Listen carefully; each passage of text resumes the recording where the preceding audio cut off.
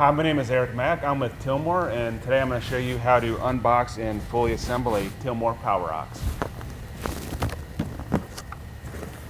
So you open the box, first thing you're going to see is this packet with the owner's manual, the engine owner's manual also, and the assembly instructions.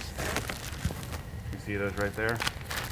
Pull out the assembly instructions here on this side. That shows you all your hardware and everything, and all the components and the part numbers and everything like that that are in this kit. There'll be some foam you'll want to take out, of course, so take that out. Sometimes it's good to have somebody to help you to pull the whole thing out if you have a friend to help you.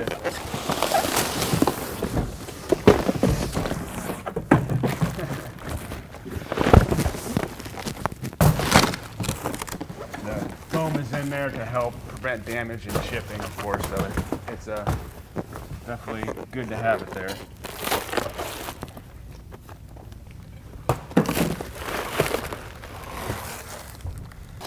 There's a lot of different items in the box, safety shields and things like that. I'll set these aside for right now.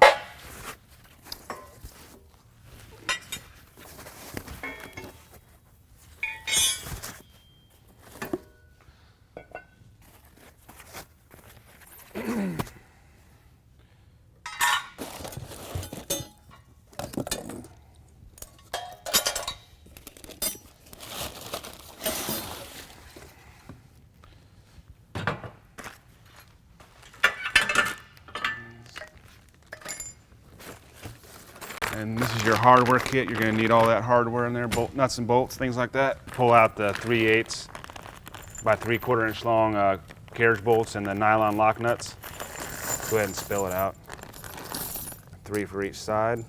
Yeah, notice there's 3 sets of 2 holes. Okay, so the lower ones are going to be for setting the rear frame and handlebars lower if you're a shorter operator. And of course, the top ones are for setting it higher if you're a taller operator. I'm about 6 foot, so I'm going to set it at the top set of holes. Go ahead and just fit that on there, slide that over.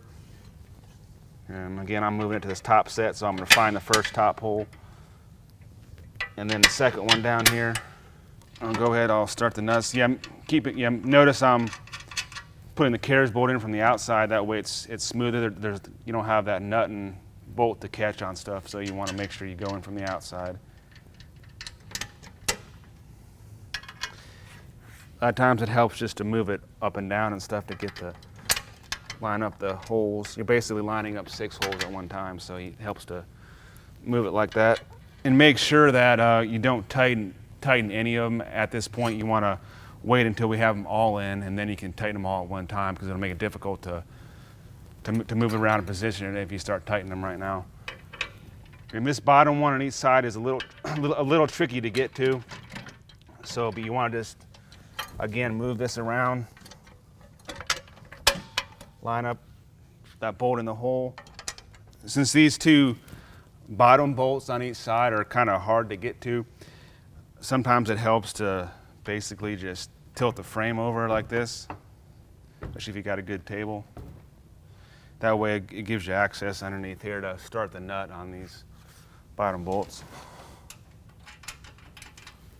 Now that all those bolts are positioned and I got everything where I want it here, I'm going to go ahead and grab an impact. You don't have to have an impact, but it really does help having a power tool like that. And I usually use an extension. So you want to grab your 9/16. It also helps to have a swivel socket, but again, it's not mandatory. So I'll go ahead and start by tightening this one down here.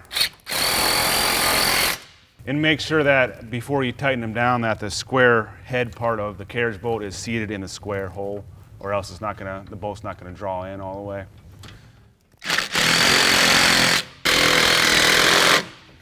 Should be good now. So you have them tightened down, your frame's in place.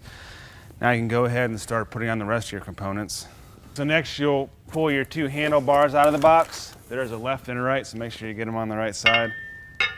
First, you'll also notice there's a jam nut and a set screw on each side. You want to make sure those are the set screw, the bolt here is backed out all the way, or the handlebars are not going to even slide in the slot here.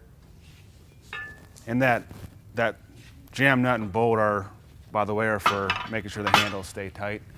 on you. Okay, so pass those in there.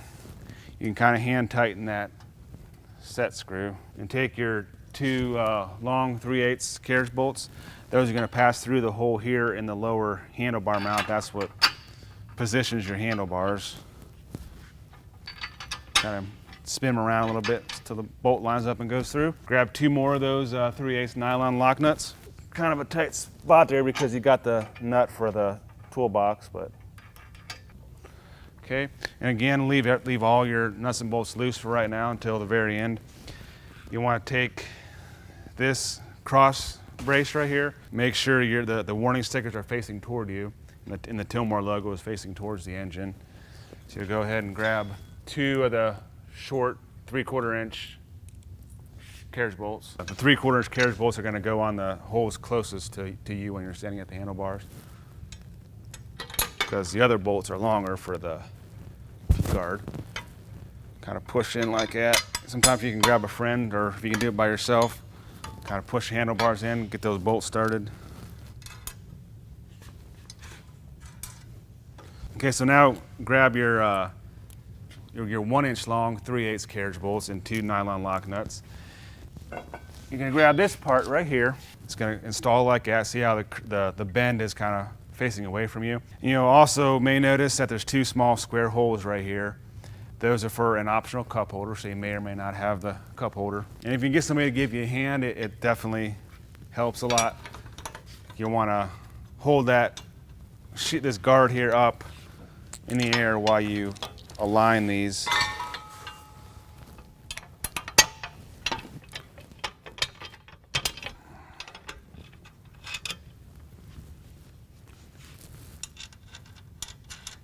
Next, you can go ahead and grab your belt engagement levers. There's two of them, a short one and a long one. And you'll probably notice by looking over here at your handlebars, there's two plastic bushings that are close together and two plastic bushings that are farther apart.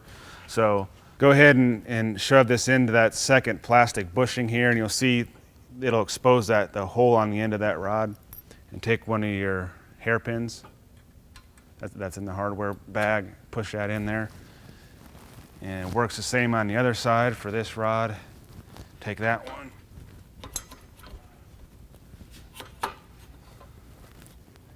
Push that in there. You can kind of brace your hand against that garter right there if you have to.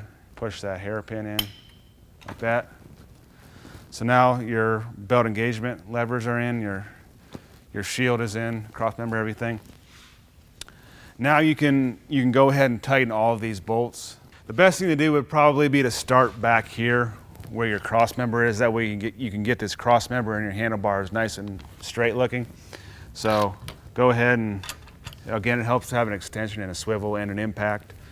It definitely makes the job easier.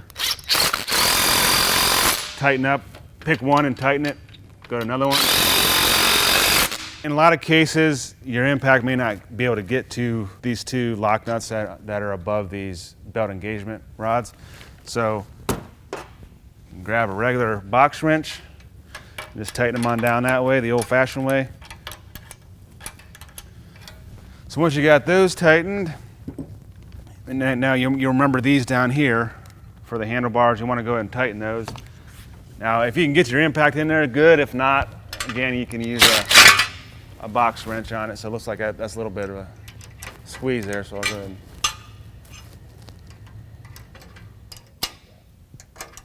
All right, now that you've got your handlebars tightened and secured and everything, we can go ahead and put the actual linkage mechanism in, and there's several parts to that. You'll want to slide these belt engagement rods back out because we had them in basically to align everything. So go ahead and pull them out real quick. Now we're not going to slide them all the way out, we're just going to go out a little way, just enough to get these in. And there's two little machine screws that go on here. You also notice there's holes right here in this and in this. That sets the timing of these rods, so that way you have the proper amount of travel to engage or disengage the belt. So that's what those are for. So you want to, of course, line the hole in this part right here up with this middle hole in your rod. And it's the same for the other side too. Put that on there. Go ahead and slide that on there. Again, pop those back in right now just so it keeps everything on there. Okay. When you've got those put on there, it should look like this. So now you want to go ahead and grab these 2 little machine screws and these 2 small nylon lock nuts that are in your hardware kit, and just line up the 2 holes there.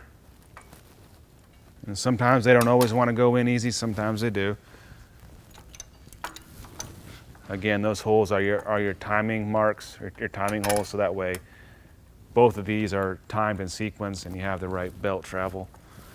So take a Phillips head screwdriver, you'll need it anyways. Just go ahead and run those machine screws through the holes till they just come through on the other side, then you can start the nut. And the nut is a 11/32.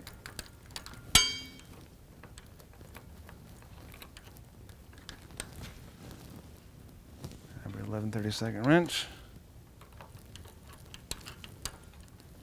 As far as how tight you go, you'll want to just snug them up. There's no torque setting. You just want to go until the head of the screw is all the way against, against that black tube there.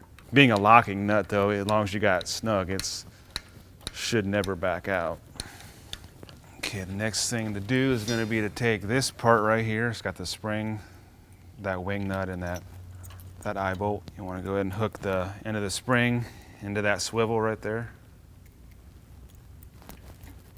Sometimes you just gotta. Okay, next you want to grab this long rod that has the yellow colored round bushing on the end of it, and you want to grab the 1-inch long 3/8 bolt, not the 1 1/4 for this first one. So there's 2 of them, 1 1/4 and 1 inch. You want the shorter of the 2, and make sure you have a 3/8 washer with it and another one of those 3/8 nylon lock nuts. Okay, so the round end goes over here, the squarish looking end goes over here, but the square end passes through this rest plate right here, and the round end is on this side of this pivot arm. So you take your bolt, go through the outside of that pivot arm, and then pass it through that yellow colored bushing, and then put the lock nut on there. Leave it loose for right now. Okay, now grab your 3/8 by 1 1/4 long bolt with a 3/8 washer on it and a 3/8 nylon lock nut. This is your main adjustment rod for your belt control lever. Now if this yellow bushing is not in the round part of this rod, look in your hardware bag or even possibly in the bottom of your box. It may have fallen out. So just set it on there and just tap it in with a screwdriver or a small hammer or something like that. So pass the 1 1/4 bolt through the round part of this, and then go into the square part of this rod. Then put your nylon lock nut on there. Okay, and leave that loose again.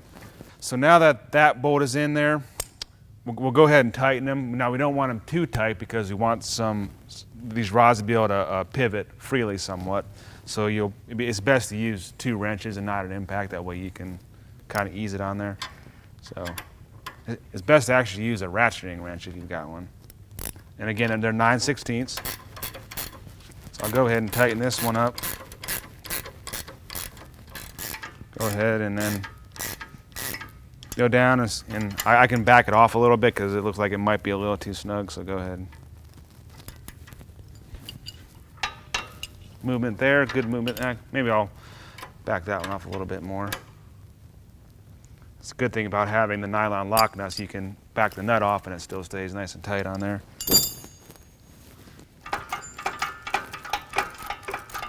Got pretty good movement there, I think. Now that you've got the belt engagement levers installed and the nuts tightened, we can go ahead and grab our frame tubes. You'll either have the long frame tubes or the short ones. This one's going to have the short ones installed with the skinnier tires for 15-inch rows. There's 2 sets of square holes that line up with the 2 sets of square holes on these bent flanges on the frame. So, and it also doesn't matter which one is which, they're both the same, so you can put This one on the back, this one on the front, vice versa. Go ahead and line up your 2 sets of square holes like that, and then take your 3/8 by 3/4 inch long carriage bolts. Just start on one of the holes there and just put the bolt through the bottom, kind of flush with the bottom of the square tube, and pass the nut through the other hole in that tube, like that. Like that, set that on there. And turn the carriage bolt while you hold the nut with the finger or something like that.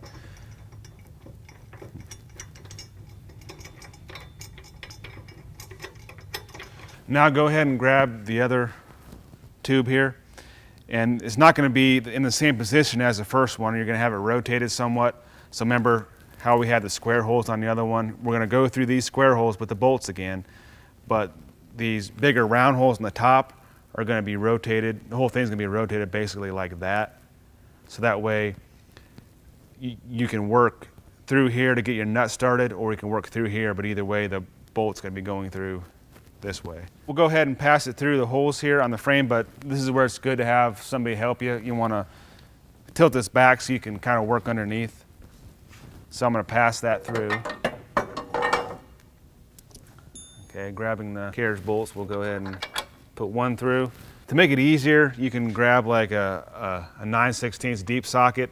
The nut's got a flange on it, so it'll sit on there, and you can use this as your fingers basically to start the nut on the bolt. Some of these aren't perfectly in line because the frame is kind of in the way a little bit. You have to come in at an angle somewhat, but you can usually get it pretty easy.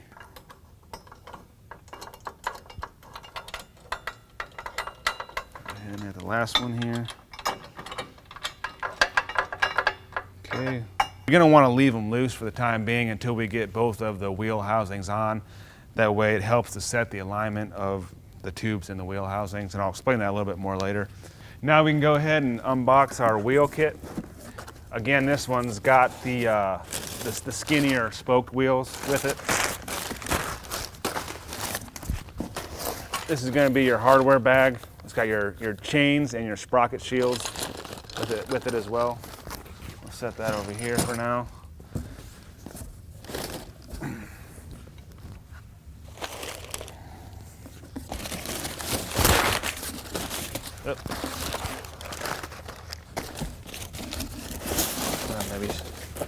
Okay, so now that you've got your wheel kit open, grab one of the wheels. In this case, I've grabbed the wheel housing for the right-hand side. Now it's right-hand side as you're standing at the handlebars looking forward, and they're side specific. So you've got 4 holes here and 2 holes here. So the side that's got 4 holes is going to be facing kind of towards the operator like this. This is the side with 4 holes. And the extra holes there, these 2 extra holes are for a optional weight kit. So you can have weights or ballast out there to weigh down your machine for more traction. These right here are your free wheel ratchets. They're what drive the drive wheels. They may or may not be installed in the correct position in relation to the axle and the wheel housing. So make sure you take note of that, and when we go to put the wheel housings on, I'll show you how to align the chain in the ratchet here. But you want to grab an Allen wrench. In this case, it's a 1/8 Allen wrench. Some of our earlier units had a 3mm set screw, so you need a 3mm Allen wrench for those. So loosen that a little bit. And this key right here, you want to make sure that's slid in. There you go. And right now, just go ahead and leave this loose, or maybe just finger tight or whatever. But don't tighten this yet, because we'll need to realign that later. And go ahead at this point in time, the right-hand side, okay, slide that on. That one big washer that's in your hardware kit. And the other side over here is going to have the big washer, and then this black spacer are going to be put on. The order in which you put these on, you'll put this black bushing here right up against the freewheel sprocket, and then last you'll put this washer on. The washer will be right up against the inside of the bearing. One thing you need to note is that there's a anti-rust coating on here. It's this brown sticky-ish type coating that's on this axle. that may hinder your ability to put this bearing on somewhat, so you may want to wipe that off, or use a good rubber mallet or some type of plastic mallet to tap the bearing on. Make sure that you never ever hit the end of a shaft with anything steel, like a steel hammer, because you can peen that and then you can damage the shaft and the bearing won't go on. So go ahead and grab your wheel. Again, we're using the 3/8 by 3/4 carriage bolts and the nylon lock nuts. Okay, and this is where you can have a friend help you again. Go ahead, and the most important thing to do right now is to line the middle part of this bearing up with the axle shaft, and grab your hammer to tap on it if it sticks because of that rust coating. Tap on it pretty gently. It's good to have somebody hold the other side too. That helps even more, like he's doing. Then you can go ahead and tap this way. Just kind of rough it in and get it in the same or the right general area. The axle doesn't have to be exact right now. What you have to do is you have to line the holes in the square tubes up with the holes in the housing. That has to be done right now. So that way we can hold this up here. So it'll hold itself up. There you go. Again, you're coming up from underneath with a 3/4 inch long 3/8 carriage bolt. And you can see why we left these square tubes loose, because sometimes you have to move these a little bit to get things to align right. And here again, this is where having that 9/16 deep socket helps. You put the nut in there and it rests on the flange of the nut. And you can kind of use that to push the nut down in there while you start it. In this case right here, for these up here, you can actually just set the nut down and slide it in. Slide it over the hole and then push your bolt up from underneath. Now go ahead and take this and get this thing on the ground now and have a friend help you. And safely secure it with something. We're going to use a box in this case.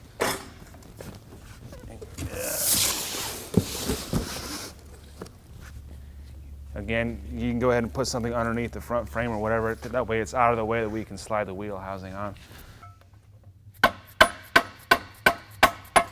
And bolting this wheel housing up is the same process as the opposite side was.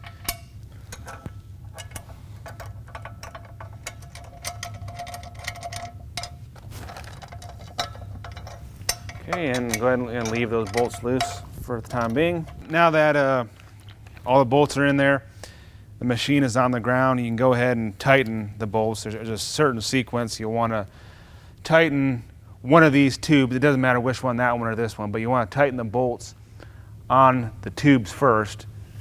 Get both tubes tightened there, and then tighten the bolts on the wheel housings last. And again, it doesn't matter which wheel housing you start with, but let me show you. Then tighten this one.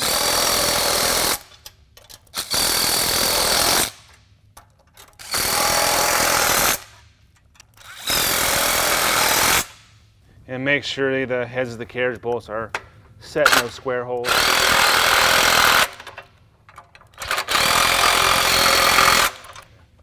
All right, now that you've got all those bolts up here tightened on the tubes and the wheel housings, you want to go ahead and put the kickstand on. That way the machine can hold itself up. To do that, you'll want to take, of course, the kickstand, and you'll want the 1¼ inch long 3/8 bolt with 3/8 washer on it and the 3/8 nylon lock nut, and both have 9/16 heads on them. You want to take at least one, if not two, 3/8 washers to go between the kickstand and the frame as sort of a spacer. And if you need extra hardware, you can use the courtesy hardware kit that comes with the machine when you buy it, the Power Ox. So you should have plenty of extra hardware in there. So in this case, I'm going to use two. So go ahead and take your 1¼ inch long 3/8 bolt and put it through the hole on the right side on the top of the kickstand here. Through that. Again, in this case, I'm going to use two washers behind here to space it off the frame. And I'm going to put it through this frontmost hole here on the side of the frame.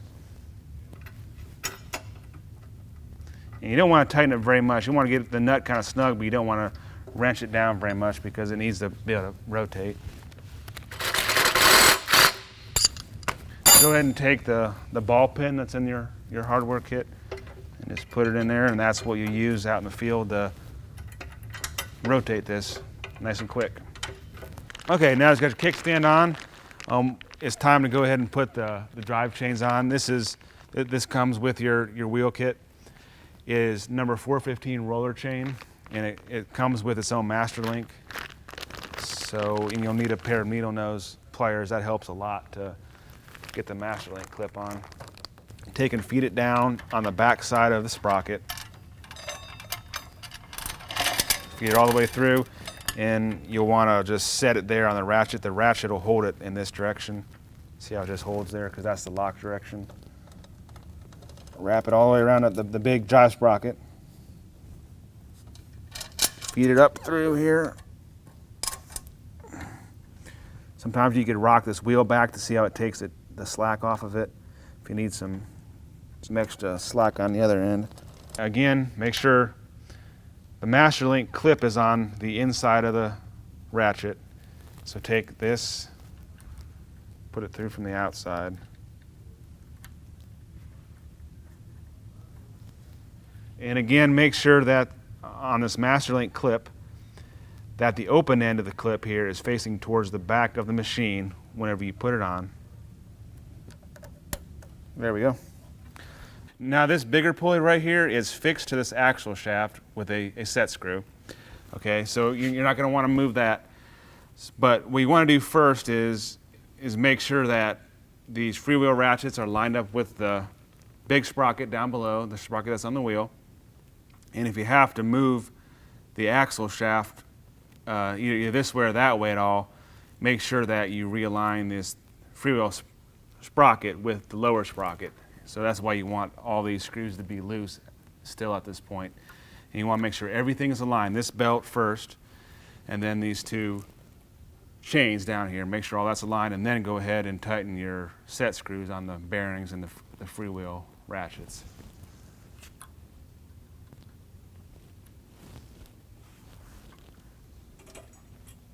All right, now next what you can do is you can put on your lower inner shield. That's this piece right here. For that, you're going to need the two 3/8 by 3/4 inch long bolts with the 3/8 washers on each, and then two more of the nylon lock nuts. Okay. Take them bolts and you're going to want to run them in that way. And the nut goes on the back side there. Yeah, and just go ahead and leave them loose. You don't want to tighten them just yet until you get the outer shield on. Next, you'll want to put on your freewheel sprocket shields. There's two of them. Notice one's wider than the other. First here, I'm going to put on the narrow one. The narrow one goes on the side with the belts and the pulleys here. It's narrower, of course, to give room for the belt shield. So you'll just set it in place. Put your carriage bolt in through from this side.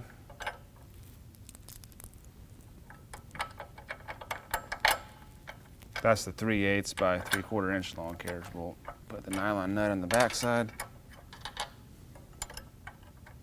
You'll have to use a regular wrench to get to this one probably. And you can put the wider one on the other side.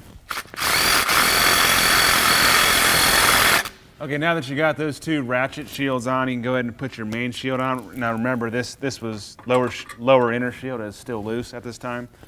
So these are 5 of the 5/16 by 3/4 inch bolts with washers on them. And then the nuts are these quick nuts that are already come installed on these two shields. There we go.